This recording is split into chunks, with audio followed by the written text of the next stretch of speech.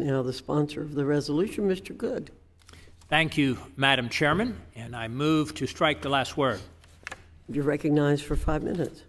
On Monday, President Biden's secretary said, if you buy a car, you're expected to make the monthly payments. If you buy a home, you're expected to pay the mortgage every month. That is the expectation. And I agree, and I'm sure that most of my colleagues do, and we should apply that same logic to the issue at hand today. If you take a loan from the taxpayers of America to go to college, as I did, as my children have done, you are expected to pay it back, as I did and as my children are doing. President Biden doesn't understand this common sense issue. He has wielded his executive power to inflict more financial harm on the American taxpayer through this $315 billion student loan transfer scheme. And that is transfer scheme in terms of transferring the debt to the taxpayers who did not incur the debt. 60% of the constituents in my district don't have a college degree.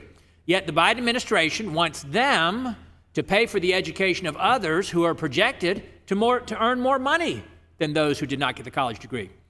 I'm proud to be the sponsor of this resolution of disapproval under the Congressional Review Act to hold President Biden accountable for his reckless, unfair, unlawful, unconstitutional student loan proposal.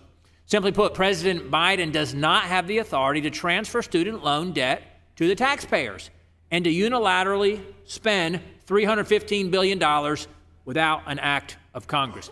His plan to make college free was not able to pass Congress even when the Democrats had total control of both houses and the White House. So he has unilaterally tried to act by executive decree. That is not America.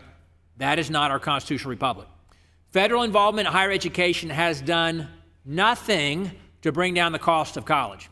In fact, for every dollar increase in student loan subsidies, colleges simply increase their tuition by 60 cents.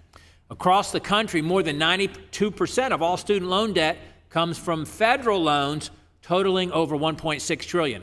And this debt is held by just 13% of the population. The federal government is creating a culture of irresponsibility and dependency in this next generation. And the federal government's pause of student loan payments has already cost hardworking Americans an estimated $195 billion just over the last 3 years. I encourage everyone to support this resolution.